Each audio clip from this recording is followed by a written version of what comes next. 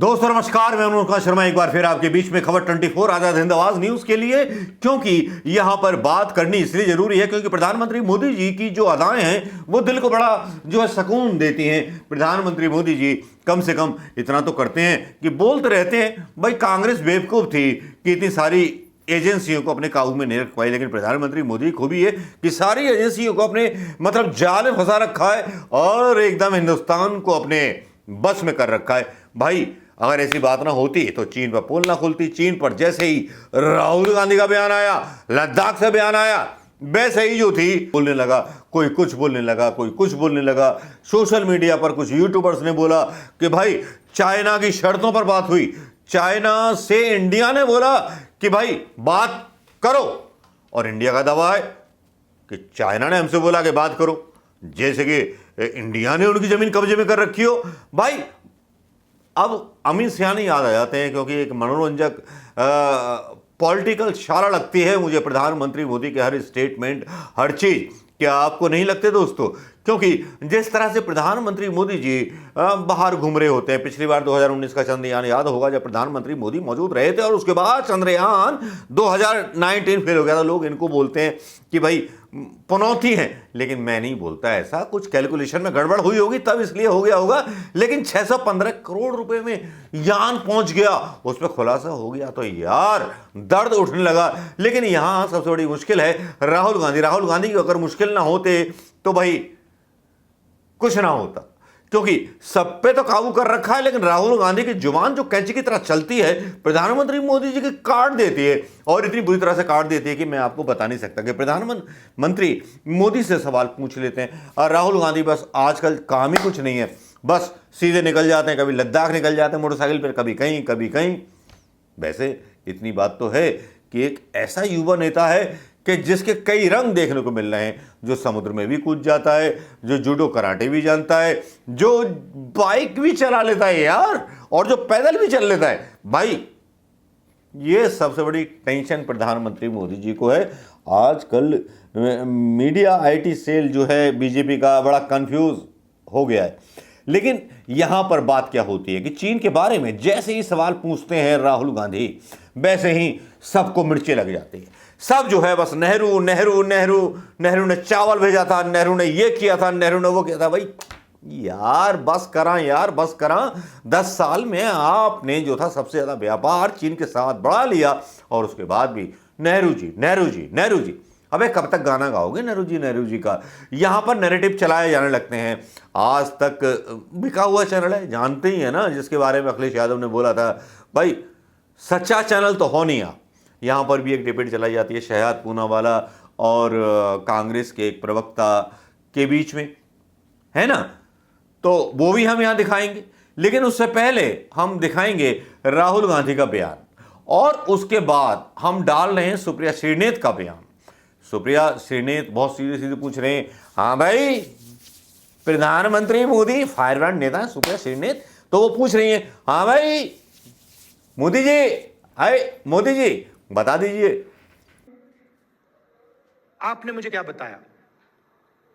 सबसे पहले आपने बोला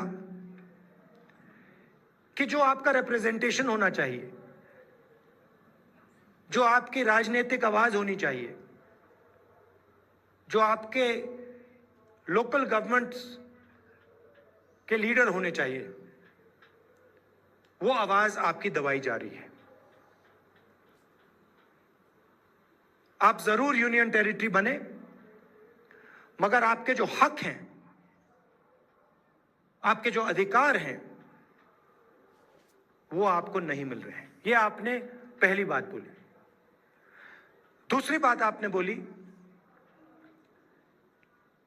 कि जो रोजगार के वायदे आपसे किए गए थे, वो वायदे झूठे थे, और लद्दाख के कोने कोने में अगर किसी भी युवा से बात की जाए, वो आपको कहेगा कि लद्दाख बेरोजगारी का एपिसेंटर है। तीसरी बात आपने बोली कि जो सेलफोन की कवरेज होनी चाहिए जो कम्युनिकेशन का सिस्टम होना चाहिए वो नहीं है। यहां शायद आपने लोकल एयरपोर्ट की भी बात की कि यहां पे आपका एयरपोर्ट है मगर हवाई जहाज नहीं आता है। तो मैंने आपकी बात सुनने की कोशिश की और कांग्रेस पार्टी आपके साथ खड़ी है और आपकी जो स्ट्रगल है, चाहे वो आपकी जमीन का मामला हो,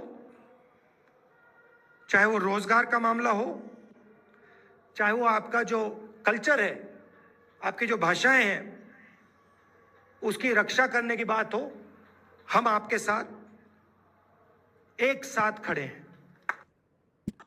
चीन के अधिकृत बयान के मुताबिक प्रधानमंत्री मोदी के आग्रह पर प्रधानमंत्री नरेंद्र मोदी और चीन के राष्ट्रपति शी जिनपिंग की साउथ अफ्रीका में एक मीटिंग हुई। आज सबसे बड़ा सवाल यह है कि जो पार्टी सवाल पूछने का बड़ा शौक रखती है, जो अनर्गल आरोप लगाती है, निरर्थक बातें करती है, आज वो बताए सबसे बड़ा सवाल कि आपकी शी जिनपिंग से क्या बात हुई, उसको गुप्त और गोपनीय क्यों रखा जा रहा है, और क्या आपने शी जिनपिंग की आंख में आंख डालकर यह बोला कि अप्रैल 2020 की यथावत स्थिति कैसे बनेगी। क्योंकि 20 जाबाजों की शहादत के बाद आप 2 बार मिल चुके हैं शी जिनपिंग से। बाली में मिले थे जहां पर लाल शर्ट पहनकर आप गलबैया कर रहे थे, चुटकुले सुना रहे थे, और अब आप मिले हैं, आपके तथाकथित आग्रह पर यह मीटिंग हुई है। तो अब बताइए इस देश को कि इस मीटिंग में क्या चर्चा हुई। 19 कोर कमांडर लेवल की बातचीत हो चुकी है और यह दूसरा सवाल है कि यथावत स्थिति अप्रैल 2020 की 3.5 साल बाद भी क्यों नहीं बन पा रही है। तीसरा बड़ा सवाल और वो ये है कि हमारी सेना उन पेट्रोलिंग पॉइंट्स तक गश्त क्यों नहीं कर पा रही जहां पर वो पहले करती थी। पेट्रोलिंग पॉइंट 10, 11, 12, 13, 14, 15 और 16। हम स्ट्रेटेजिक जगहों से पीछे क्यों खिसके हैं, इसका जवाब कौन देगा।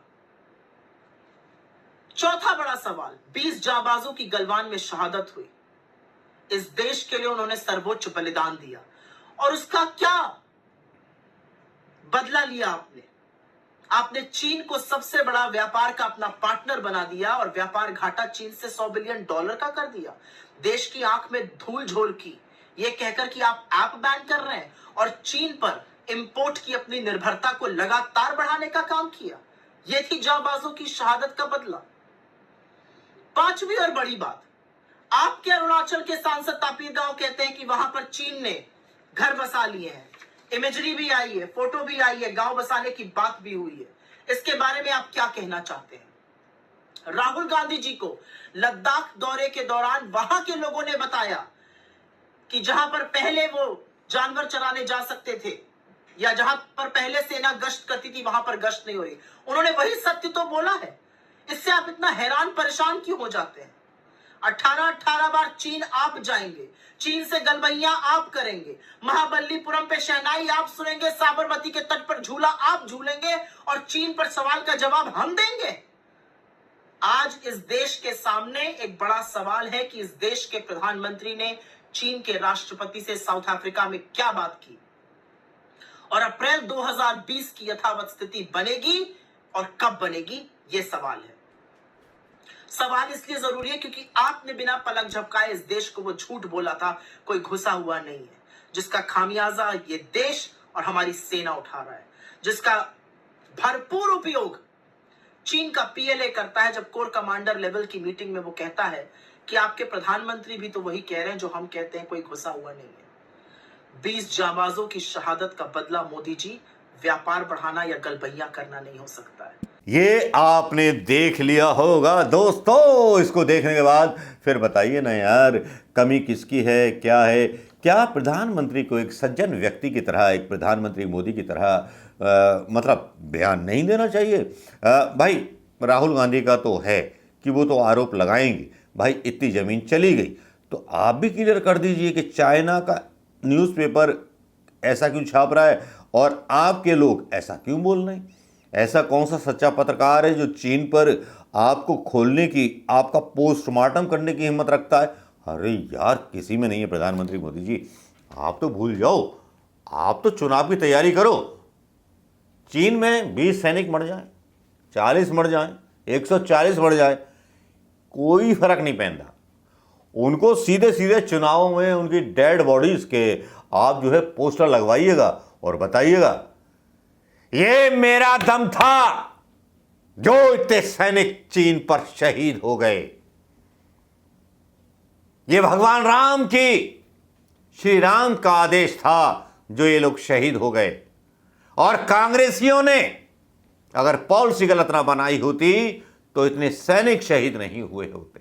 हाँ, राहुल गांधी का भी बड़ा मैच्योर बयान आता है, लेकिन यार राहुल गांधी बहुत सीधे साधे व्यक्ति हैं। राहुल गांधी जो वादे करते हैं उसमें बोलते हैं कि हाँ भाई हम काम करेंगे, ये करेंगे। मोदी जी होते बोलते पता क्या बोलते, भाइयों बहनों मैंने आपकी बात सुन ली और मैं अपनी मां की औलाद नहीं जो आपके बातों को पूरा ना कर सकूं। मैं भारत माता की औलाद नहीं, मैं गंगा माता की औलाद नहीं जो आपकी बात पूरी ना कर सकूं। बस वाह वाह मोदी, हर हर मोदी, घर घर मोदी।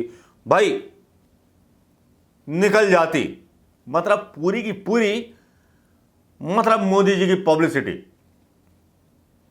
राहुल गांधी के जो वक्तव्य होते हैं वो सभ्य होते हैं और प्रधानमंत्री मोदी जी के जो मतलब भाषण होते हैं वो फिल्मी डायलॉग होते हैं। एकदम से ऐसा लगता है कि अनुपम खेर कुछ मतलब लोगों से जो फिल्म इंडस्ट्री का है वो डायलॉग लिख के भेजता होगा प्रधानमंत्री मोदी के पास। तो फर्क होता है एक आचरण से स्पीच करना और एक स्पीच ऐसी करना जिसका कोई आचरण ही नहीं होता। नमस्कार, जय हिंद दोस्तों।